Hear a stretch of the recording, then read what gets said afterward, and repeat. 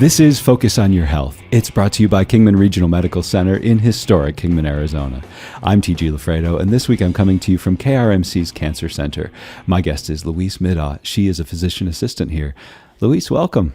Hey, thank you. It's wonderful to be here. It's wonderful to be here. I was just telling you about how I've just gotten over my first bout of COVID, and it's wonderful to be anywhere. Exactly, I'm so glad to be out in the world again. Yep. So thank you. You have a wonderful and detailed career in medicine and your other pursuits, and we want to talk about those. And you're new here to the Cancer Center. Yes, that's right. I joined the Cancer Center in January of this year. How's it been so far? It's been amazing. Yeah. It has just been a wonderful journey of learning and seeing a whole new specialty.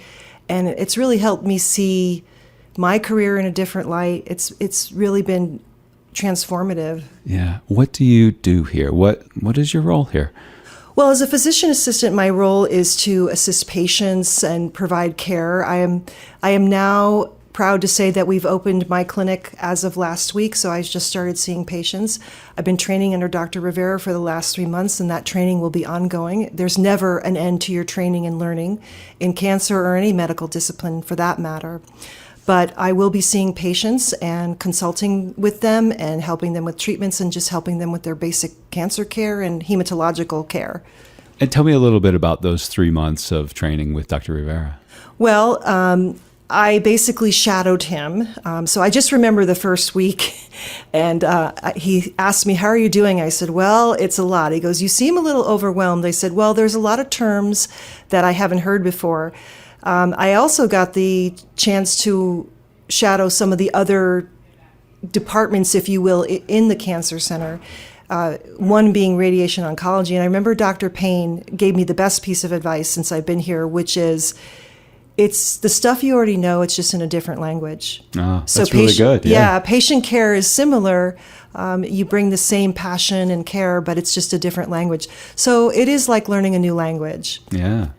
Interesting. Okay. And Dr. Rivera, he knows cancer care from so many different sides, right? He does, so he's the medical oncologist. He's the director of oncology services here. Yes. But he's also worked in pharmaceutical development. Education. Yes. Right? And so he brings this really broad perspective of many different avenues of cancer care. Yes. So tell me a little bit about some of those insights or some of what you've learned. Well, just being a natural-born teacher, not only does he teach me, but he also teaches our staff so that they have a better understanding of what they're doing, which I totally agree. I tried to do that myself in the other disciplines that I worked in family medicine and also in GI, where I have support staff. I say, this is why I'm doing what I'm doing. And it really helps to raise the bar all the way around. So that's one aspect. He also knows, having worked in the pharmaceutical end for a while, he also knows the drugs and the medication very well. And he's never, ever hesitant to pass that knowledge on.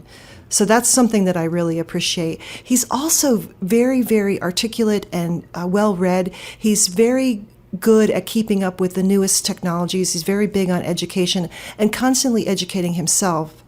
Yeah, there's so much to keep up with too, right? There is. With all the technology Yes. and all the drugs. Yes, I mean, even within the past couple years, there's new drugs that we use to treat cancer. It's not just chemo anymore.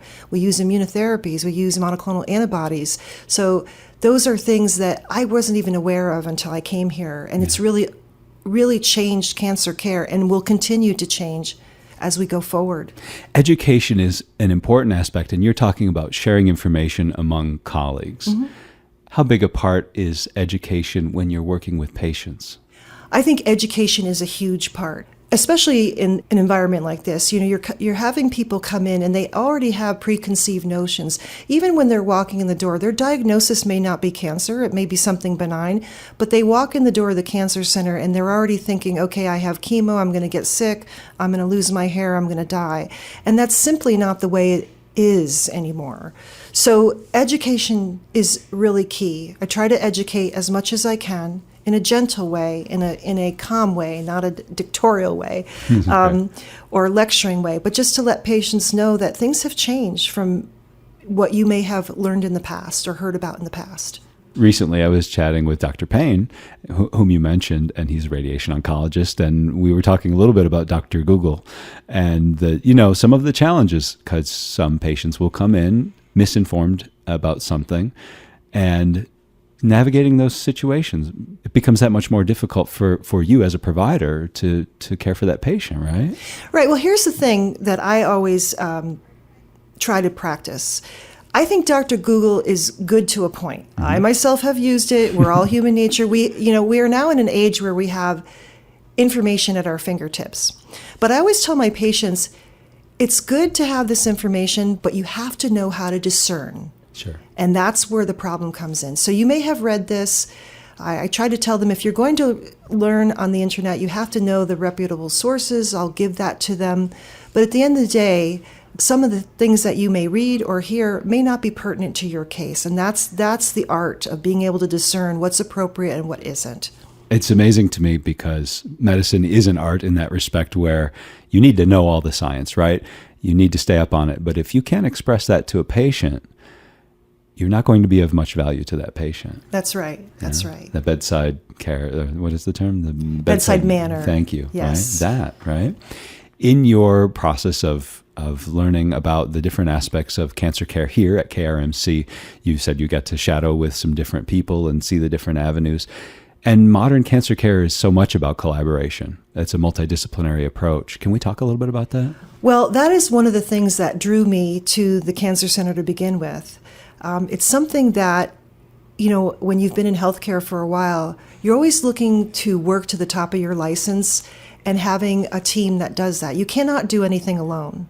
And that is actually what I've seen here. That's what I've witnessed here. It's nothing's perfect, but it is very, very close when we have navigators, we have nurses, we have our support staff. Everything goes together to make that happen. And that collaboration is really wonderful. Well, I want to see this patient. I want to start them on a treatment. Well, let's get going on the insurance approval. And just instead of just submitting something and sitting back and waiting for it to happen, it actually happens at a quicker pace. It needs to, because of the nature of the disease of our patients. For sure. You can't wait around, right? Right. And we're recording on a Tuesday afternoon, and I know that you just came from Tumor Board, and that's, I think, a prime example of how the providers collaborate. Right, because we have providers from other departments. We have from pathology, from surgery, and we talk about cases. Sometimes we have patients with more than one cancer. How do we approach that? How do we work on that together? Yeah. So that's really where a lot of it comes together, and you see it happening in front of you. It's exciting. We have alluded a little bit to some of the different chapters in your career. You've had an interesting career. Let's chat. You can say that. You can say that. I did say that. Can we chat about that a little bit? Sure. Where's the best place to start? That you were a personal trainer? Well, before that, yeah. I was a secretary, not because that was my life's desire, but my father wanted me to do that. He wanted me to have a skill to fall back on, so that I would never go hungry, that I would always have a way to support myself. At the time, when I graduated from high school, I appeased him, and I went to, back then, it was word processing school, so that gives you an idea of how old I am. And I remember going through that, and I did very well, and I was able to support myself. I was able to get a job and do that, but it wasn't my life's work, but it was something to do to get to the next step. Yeah. And unfortunately, my father died in 2019 unexpectedly. And I am forever grateful for my father for encouraging me to do that. Because without his persistence and encouragement, I wouldn't be able to survive in healthcare. Yeah. I ended up becoming a master typist and learning how to work computers. And that is what enables me to help my patients now. The phrase that you used was something to fall back on. Yes. Because you were, as a kid, you were interested in the arts. I was interested in music, and I used to sing. I sang in some bands. I thought I wanted to be an actress. Yeah. And, those were things that I liked to do. But I knew then, or at least my parents told me, well, that's not any way that you're going to make any money. And so it's hard. Yeah. Yeah. So I thought, okay, well, I'll get a regular job, if you will, and I can pursue my interests and see where it goes. And that's what I did for a while, until I got very restless. What were you looking for? And where did you go next? Well, so I became interested in exercise, and I started exercising on my own. And then I ended up moving to Abu Dhabi, of all places, in the UAE, Wow. United Arab Emirates. And I had the opportunity to become a personal trainer and fitness instructor. And because of my background in music, I could count, right? So Sure, I yeah. could, 8 counts, so 32 counts. And so I took a class. It was like a 6-month class, and I learned to do that. And that sort of became my new profession, and I really loved it. And I dived deep into it, got multiple certifications, and started my own business and worked with people, and I loved it. And that's what I did for a while. Amazing. How long were you in the Emirates? A couple years. And were there any challenges, like being a Western woman living there? And It was very interesting because it was pre 9/11, and it was just very different. I would say that it was more of a freer society than what you would imagine. For sure. I didn't have to cover up, Right. and I could drive if I wanted to. Yeah. But during their religious holidays, some of the clients couldn't drink or eat. So Yeah. that's hard when you're trying to exercise. Oh but- gosh, in the desert. yes. But for the most part, it was very easy Yeah. to do. I've heard it's a more liberal society there as Yes, opposed to Dubai, obviously more than Abu Dhabi, and Yeah. again, that was many, many years ago, Sure. sort of the mid '90s. But Were there kind of limitations on your interactions with men? I didn't really interact with men. It was mostly women that came to the studio. Oh, okay. It's not like here where you have women and men working out together. Yeah. It wasn't that we excluded men. It's just that men didn't really do that. They worked out in a gym, and I worked out in a studio. Interesting. Yeah. Yeah. And did your clients speak English? Oh yeah. Yeah. Oh yeah. Everybody spoke English, Okay. even though it was a melting pot of cultures all over the world. That was what was so exciting about it, because you could learn about different things. That's amazing. Yes. I even had a short stint there of teaching English to boys. And that was a lot of fun too, to boys and adolescents. So You were working in health and fitness. At that point, had you considered a career in medicine? I started to consider a career in medicine when I reached a point where I thought I need to do something more. Yeah. Oh, again. So yes, so that restlessness happened, but I didn't really have my college degree. So I returned from the UAE and I started working on just getting my undergraduate courses, not really sure what I wanted to do. I actually got accepted into physical therapy school. Okay. And I did that, and I didn't really like the program. So I decided to leave and go to chiropractic school. Okay. Yeah, because chiropractic school fit into more of the health and fitness I perceived than physical therapy at sure. that time. So I went to chiropractic school. I got a scholarship, and I went, and That training is rigorous. it is rigorous. It's a 3-year program. It's basically 2 years of didactic and then 1 year of clinical. Okay. Not dissimilar to PA, by the way, but a very different focus. So, and also, even when I was in chiropractic school, I looked around me one day and I said, "Is this all there is?" Interesting. So then I pursued specialty training in myofascial release and medical acupuncture. Yeah. So that is where I ended up when I decided I need to do more. So it's been the theme in my life is I need to do more. I need to do more. I need to do more. Yeah. I'm getting that. So did you practice chiropractic for a while then? Yes. As a Yes, I did. I Okay. did. Hmm. And then what was the more after that? Well, it kind of came down to the fact of I just didn't feel like I knew enough. In chiropractic school, there's some medical courses too. I didn't really get how they connected together, and I wanted to know more. I felt like, okay, well, I could be a chiropractor, but I'd also like to learn the allopathic side to see how we could fit them together. And that would be my definition of holistic. You know, you're combining Eastern and Western worlds, if you will. Yeah. So that's when that restlessness came, and I decided, okay, well, I think I'm going to pursue allopathic medicine. And what is that going to look like? So I explored that, and I actually worked as a triage nurse at an orthopedic practice to get some allopathic experience. I'm not a nurse, but Okay, that was my next question. That's Yeah. what they called me. But that's Okay. what they called me. But I helped triage, telephone triage, and counsel patients who underwent orthopedic surgeries or had orthopedic complaints or Okay. issues, and that really taught me a lot. And that is what I needed, and that I used that experience to get into PA school. Okay. So it was my chiropractic and the orthopedic experience because they want to see that you have some of that. And so those were the bridge. yeah.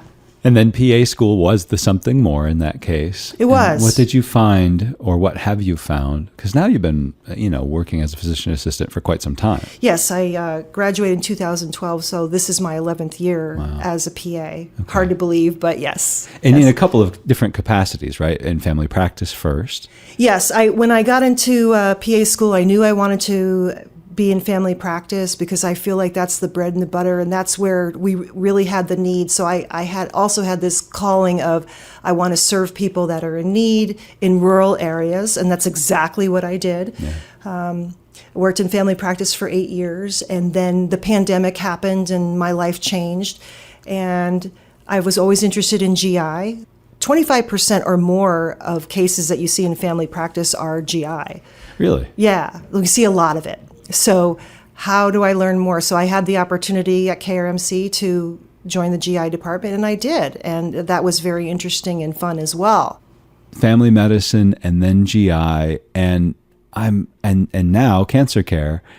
And I'm wondering, with all those different disciplines that you've dug into, how does that stuff inform the work you're doing today? It informs it in a big way because a lot of what we see in cancer, you're dealing with side effects and just sort of day-to-day life stuff so that the family practice background really, really helps. The GI also helps because you see a lot of side effects from some of the medications, not some more than others, but it builds. It's like a pyramid, and you just keep building and building. Pyramid building. I'm not sure what the right word is that I'm trying to describe. But yeah, no, I understand. It all goes into the pot of what you can offer the patient as a practitioner. If you're just joining us, this is Focus on Your Health. I'm T.G. Lafredo, and this week my guest is Louise Middaugh. She is a physician assistant here at the W.L. Nugent Cancer Center at KRMC. Given your background in fitness and in GI, I would love to talk about diet and exercise, and in particular, obesity. I did a little bit of research, and according to the CDC, 73.6% of Americans ages 20 and older are overweight or obese, and more than 20% of kids ages 6 through 11 are obese. I'm sure, given your background, you have an informed perspective on this. How did we get here? Well, it's a long story, and maybe for another time, but just in a nutshell, if you will, that started changing when our dietary habits changed. So it's starting in the 50s of what they believed was harmful to the 60s, 70s, and 80s when we went low fat, but we used more refined sugars and processes in our food making.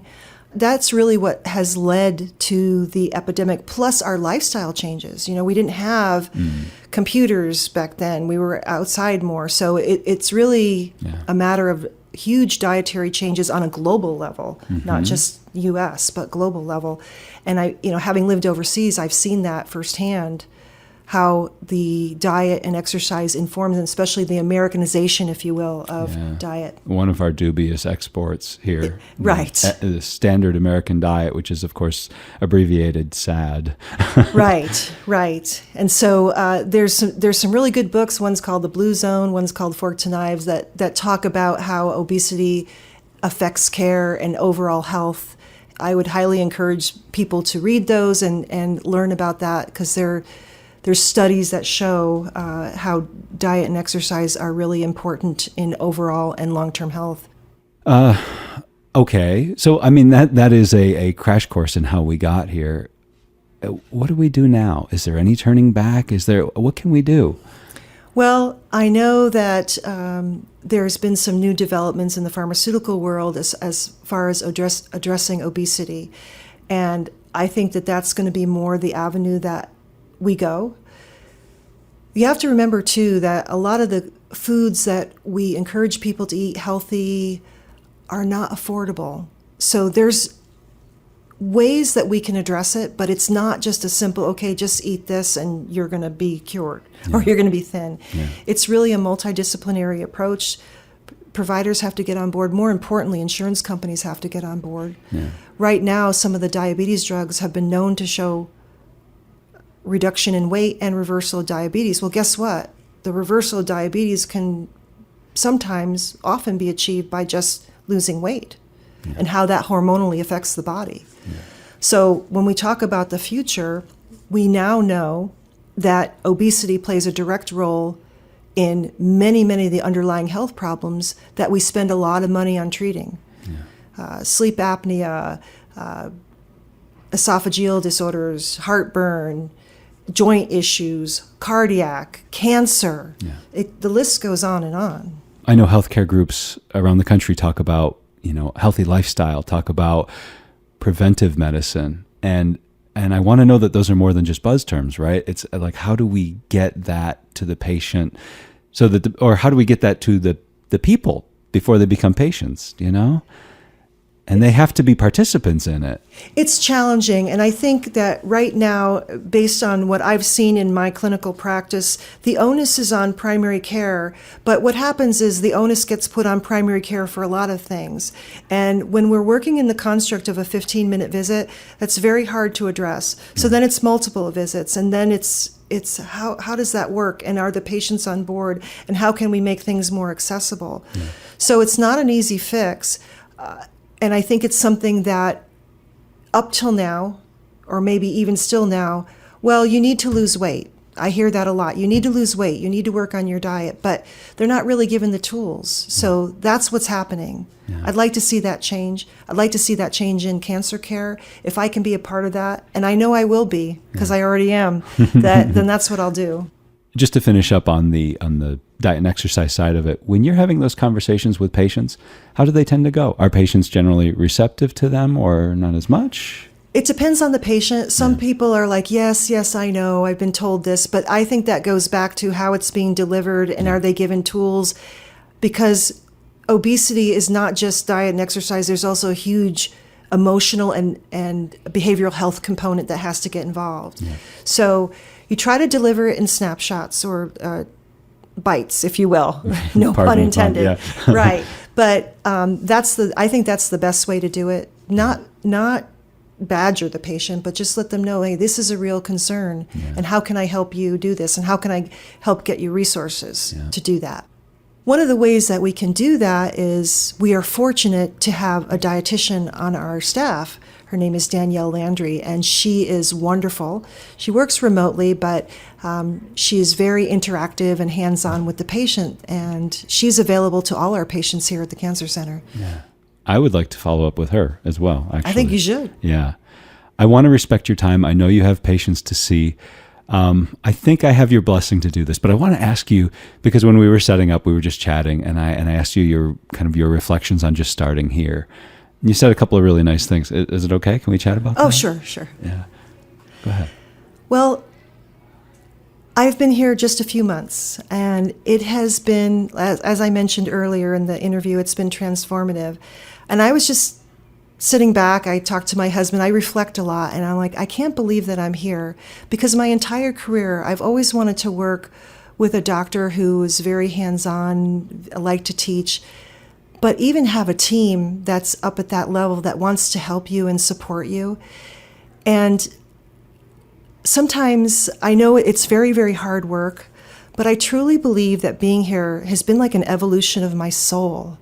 I feel like I'm finally where I was meant to be. It kind of makes me emotional. It's hard to believe sometimes.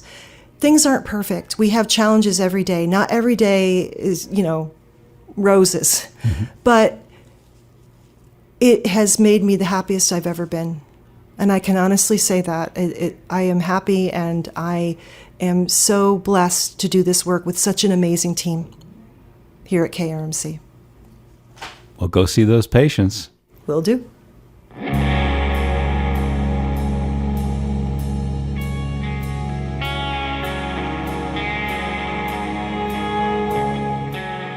That is Louise Middaugh. She is a physician assistant here at the W.L. Nugent Cancer Center at KRMC. Louise, thank you so much for your time today. And thank you. And that is the program. That's Focus on Your Health. Before we go, special thanks to Megan Flummer. She is the director of the Cancer Center, and she made this interview possible. I'm T.G. Lafredo, and thank you for listening. Stay healthy, and we'll catch you next time.